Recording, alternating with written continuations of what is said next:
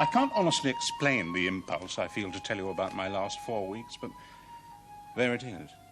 I'd like to take the arm of every passer-by and say, look, the most extraordinary thing has happened to me. My life has changed. Point is, I don't normally get that kind of impulse. I'm unmarried, serious man, I suppose, and how can I put it? Nervous with people. I prefer music, objects, books. Not that my life lacks excitement. For instance, every Thursday afternoon when the museum where I work is closed, I attend an art class, where I recently began an ambitious and startling project, a series of pen and ink drawings of labyrinths. Indeed, labyrinths became a passion with me, an obsession no amount of expression could satisfy. But wait, let me start at the beginning. 4 weeks ago, I received a letter. As Ella Irene Harrison's closest living relation, we are to inform you that your mother has been moved from St. James's to South Merton Hospital, Ward E, 4th floor, Block 11. Visiting hours 2:30 to 4 p.m. daily. Your name was unfortunately never entered on the hospital record. When your mother recently referred to you, we made independent inquiries and traced you to this address. This letter was a severe shock. I had heard nothing from my mother for over 30 years. All I'd ever been told about my background was that the bombing of London in '41 had left me an orphan. Somewhat reluctantly, I took the following day off work, handing over responsibility to my deputy, a young fellow in whom I have little confidence. In the morning, I had my hair cut, and in the afternoon, I took a bus to the hospital. After so many years, there was naturally no sentiment involved. As a youngster, I'd made some half-hearted attempts to trace my family, but the impulse had died years ago. No, I was moved solely by a sense of duty. Mrs. Harris. In such matters, I've always proved reliable. The old ladies don't bite.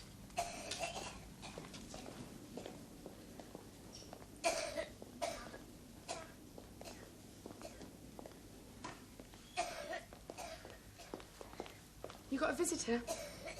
Sit up and say hello like a good girl. Hello. What happy day. Oh, hello. My name is Duncan Harrison. I'm your son. I'm your son, Duncan. Are you, dear? Isn't that nice? I had only one clear memory of my mother, and during that first visit, it came vividly to mind. I remember hiding from her in a ditch, under some cow parsley. The pollen made me want to sneeze, but I managed not to. Mother called and called. She came along a bank, nearer, nearer, until I could see her brown ankle boots and darned stockings. When she was right by me, I grabbed hold of her leg, which frightened her so much that she screamed and gave the side of my head such a slap my ears buzzed all the way home. Didn't half hurt. But sometimes I'm not sure if this is a memory or just an invention. Didn't they tell you I was coming? They don't tell us old folk anything. In one ear and out the other. Nothing in between to stop it, you see, dear. How long have you been in hospital? I've lost all sense of time. Well, that must be rather agreeable in its way. I wouldn't say so. Well, who comes to see you? I see a lot of that blooming awful nurse. No, I meant visitors. Like to shake her silly black head off. I've a good mind to get up here and now and run away. You mustn't do that, you know. Oh, that's what I'd like to do. Give her something to think about. Do you have visitors? No, dear.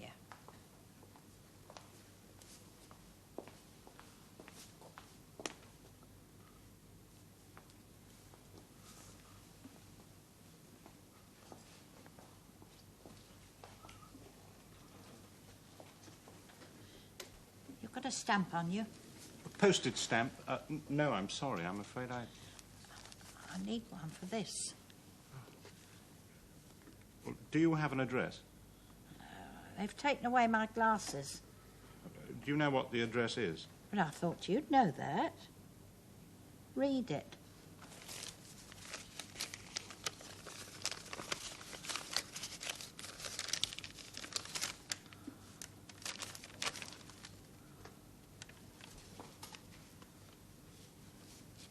Not too good, is it? Can't see a blooming thing without my glasses. Where do you keep your things? I haven't got any things, dear. Haven't you got a locker? Not anymore, no. They take everything away from you when you come in here. Leave you with nothing, like an old cat. They've taken away my teeth. You've got very nice teeth. Well, that's as maybe, but they're not my own. Yes. That's why I've got to write to the authorities. It's disgusting. What I can't understand is, well, if your father's got to, you don't know what he's got to, do you? I don't remember my father. Is that a fact? I'm not even sure where I was born. Well, I never. But you must know. Oh, well. That's a tricky one. When you get to my age.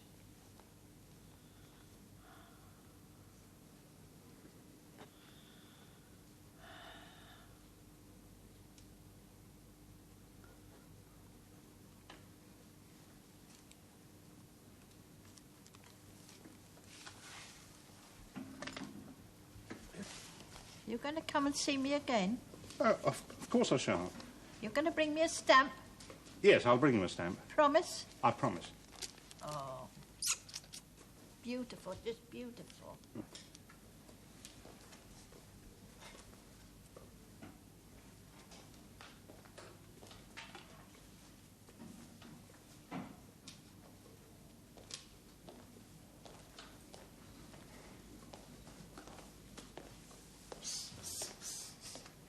Have you got any sweeties?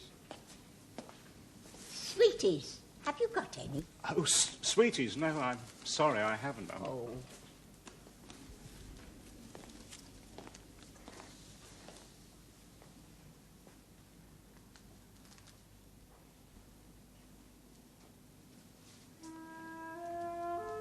I look back on my innocent self of that first visit with disgust. Had I expected my own mother to be like some kind of reference book I could use at my convenience? I remember reading somewhere that in a labyrinth you should always turn right to find your way to the central courtyard. Not a formula in which I'd place great trust. At first I enjoyed the precise designs of my labyrinth, but soon I began to feel lost. Only my vigorous sense of duty enabled me to continue.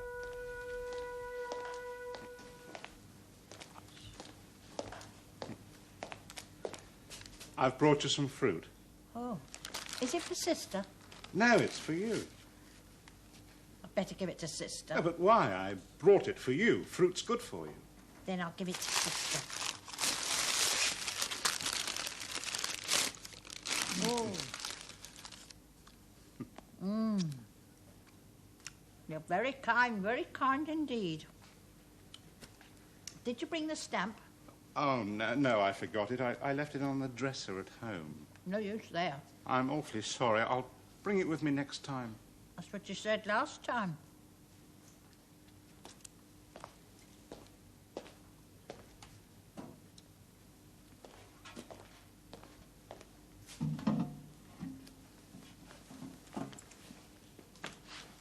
What sort of place have you got? Oh, just a flat. A modest little place, but it suits me. What sort of job have you got?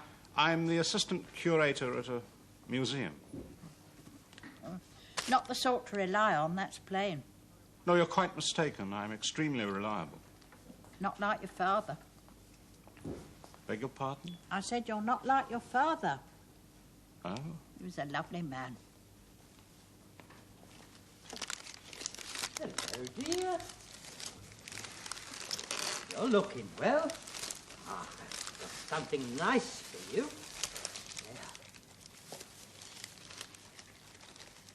There. Oh! Oh.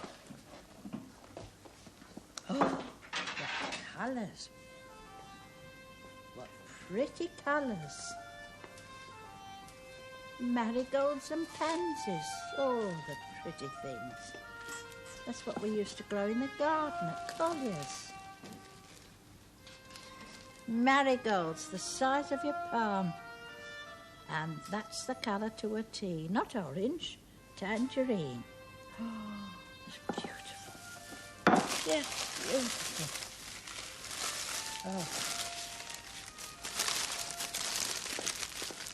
Oh. The garden at Collier's.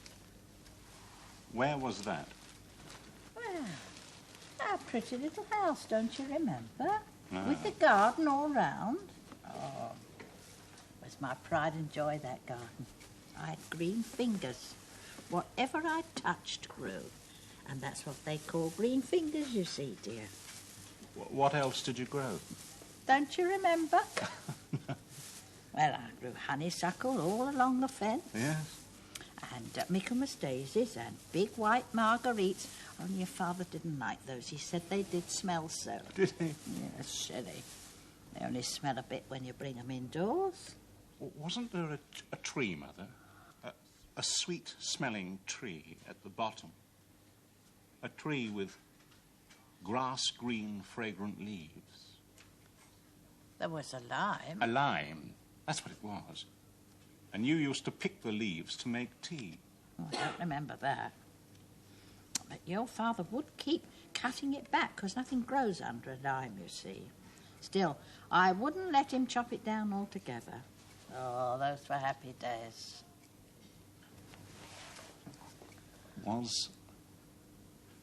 Was I there? You? In the garden? Did I play in the garden?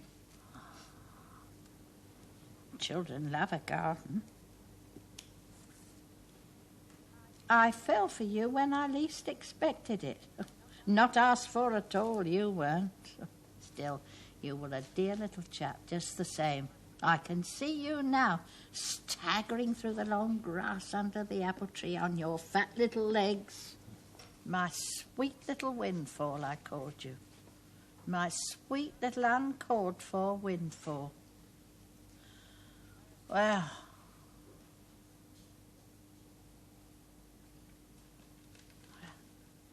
I don't know. I could have sworn they told me you'd been run over by the milk van. No. Wow. Could have sworn that's what they said. Oh, no. You sent me away because of the bombing. Never. Yes, you did, Mother. What bombing? Well, during the war. Never. Look, why can't you remember? Do you remember my birthday? Ah, that's an easy one. It was the same day as your dear father's. Or was it the same day as mine? Well, I don't know. When were you born? 1875. No, I mean the day, the month. Ah, well, now that I can't tell you. No. So long since anyone thought to mention it. Anyway, you couldn't possibly have been born in 1875. That would make you 100 years old. Is that a fact? Whoever would have thought I'd lived so long? Well, don't be silly. You haven't.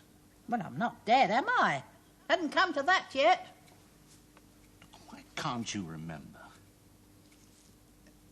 Why didn't you even write? Why didn't you take me back? You see, my foster parents were decent enough people, but not fond of children. You know, I remember when I was about 8 being passionately interested in stamps. I started collecting, then I realized there was no one I could talk to who'd be the least bit interested. Well, I expect that was as much your fault as anyone else's, dear. I can't understand where your father's got to. It's not like him to let me down. You don't know where he's got to, do you? I wouldn't know my father if I bumped into him in the street. Oh, dear, oh, dear. Maybe it was him got run over by the milk van. That's how things usually were. Up and down, between clarity and confusion. When I left Mother that day, I found out from the hospital records that she'd been in hospitals of one kind or another for the past 18 years. She was by now thoroughly institutionalized. What a terrible word. But how deep did the dead skin go, I wondered? I couldn't help but believe in her future, in her return to something like normality.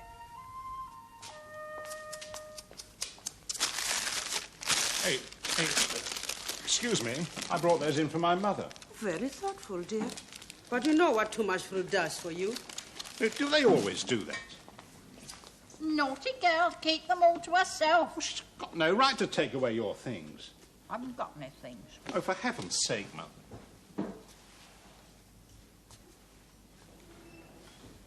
Who's that? That's her husband. She doesn't know that. What do you mean? She doesn't know who he is. Comes to see her every day.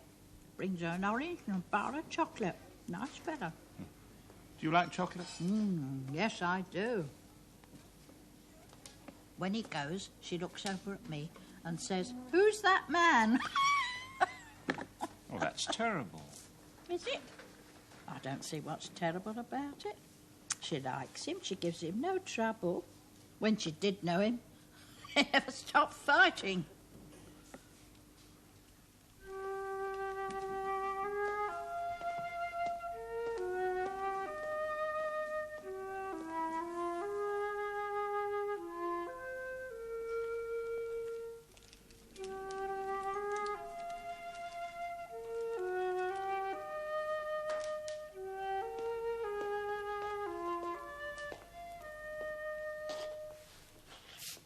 I saw things in my mother to love and admire.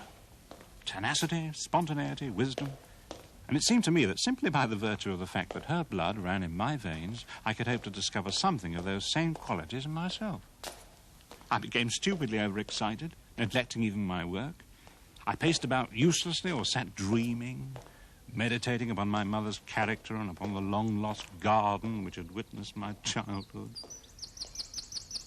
I dwelt repeatedly on the image of that fragrant lime, whose life my mother insisted on saving. Oh, beautiful, just beautiful. Is it? I'm glad. Bristles aren't too stiff. Oh, no, dear, not a bit. You're very kind. Oh, don't say that. Do you remember the stamp? It's not kindness.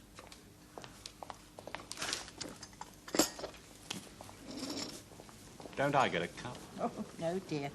They don't bring in tea for visitors.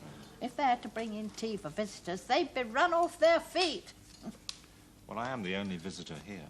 Now, yes, but if the word got round there was free tea on Maudie, there'd be no holding them back. I'll be your sweetheart if you will be mine. All my life I'll be your Valentine. Blue bells I've gathered, take them and be true. When I'm a man, my plan will be to marry.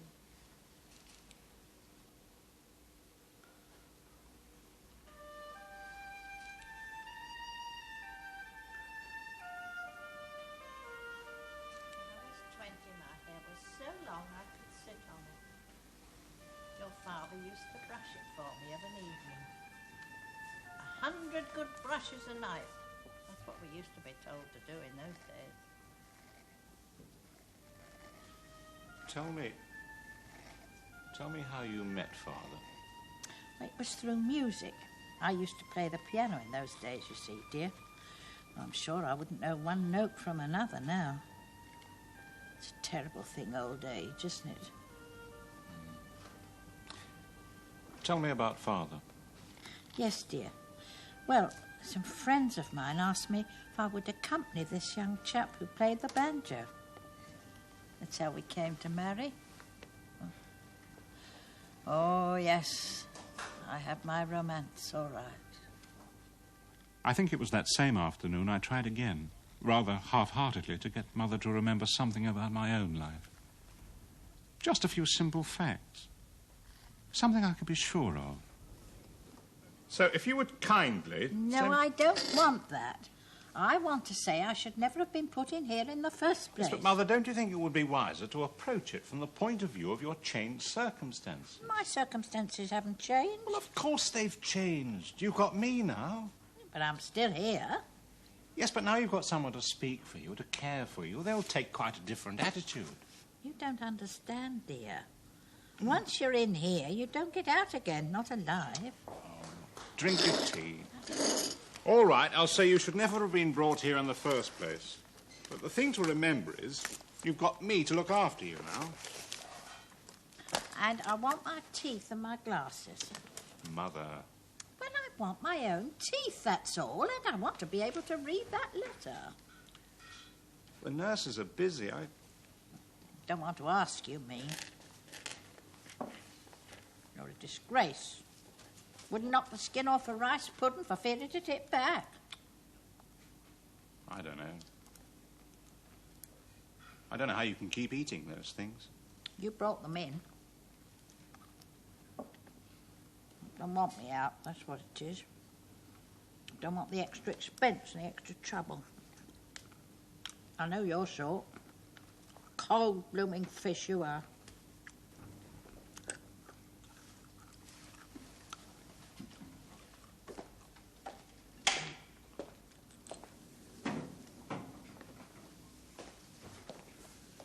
Oh, nurse, excuse me. My mother tells me that she should have some spectacles. Really? She also believes that the teeth she has at present are not her own. Of course they're her own. I can't see anyone lending her some. Oh, no. As far as I know, she doesn't have any glasses. Well, she says that they've been taken away from her. You must remember, Mrs. Harrison is severely demented. I beg your pardon? Her mind wanders. She forgets things. Well, it is also true to say that her sight is poor. She needs glasses. I'm sure at one time she must have had a pair. I'll look into the matter.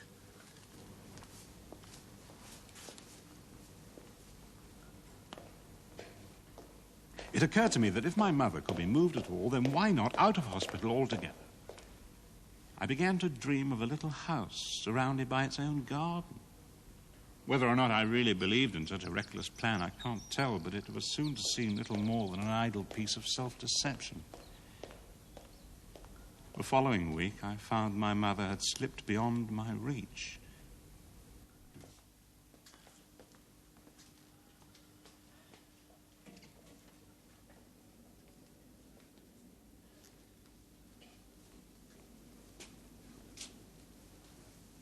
Not so well today, is she? No. Well, they have their off times. Your mother? Yes. Does your wife improve at all? No, oh no. No, she never will now. No, she's quite gone. But you know, the funny thing is, she's quite happy. I see her laugh more now than she did as a young woman. Oh well, bye-bye. Oh, goodbye. Bye-bye, dear. The husband regarded his wife with a look of sad affection. But the sadness was, I'm sure, only a convention. They were both content.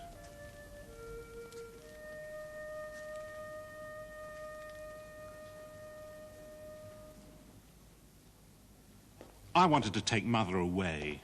I wanted her out of there. I believe I would even have risked the shock killing her. For I recognize that having been absent from the world for 18 years, it might now be too late to make a return journey.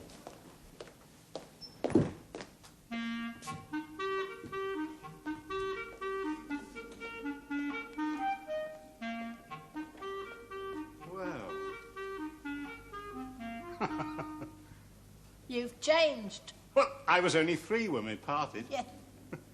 You've changed too. I mean, you've changed from the way I imagined you to be. Hey, now stop that.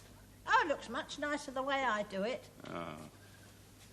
Oh, you know, I had it cut specially for you. Oh, it's beautiful, just beautiful.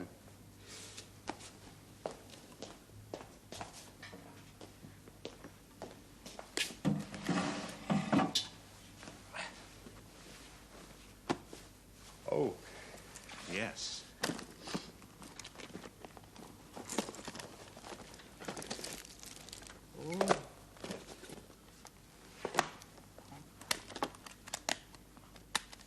Oh, that's posh, isn't it? You all right then? Don't I look all right? Oh, you look wonderful. Well, then. Did you post the letter? Yes, first class post. Not married, are you? No. Got no grandchildren for me, then? No. Shame. I'm sorry. I could tell anyway. Hey, I did ask somebody to marry me once. Don't you worry about that, my dear. Marriage isn't worth the trouble and the heartache. But I thought you were such a believer in marriage. Me?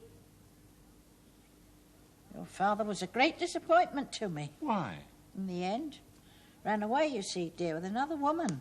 I don't believe it. Left me all alone. That's men for you. But how did you manage? Well, I still had the business, you know. But it was very hard for me, left all alone with you youngsters. I see now why you never took me back. But you shouldn't have done it, Mother. I mean, you should have kept me with you. I would have been a comfort to you. Oh, I'm sure you would, dear. But you'd have been a trouble, too. When they're young, kiddies break your arms, and when they grow up, they break your heart. That's true enough. Mr. Harrison, excuse me, I'm so sorry. Can I have a word with you, please? Yeah.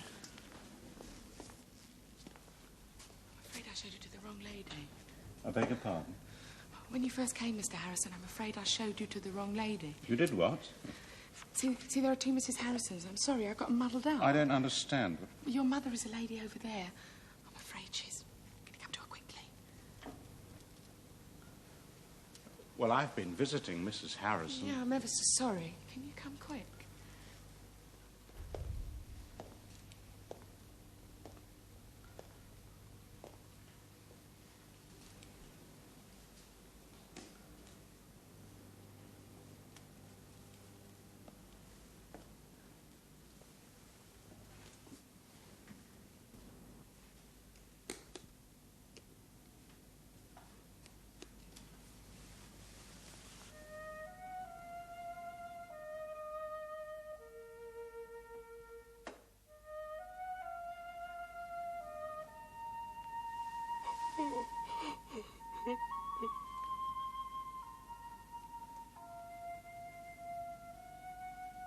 My situation was ironic in the extreme.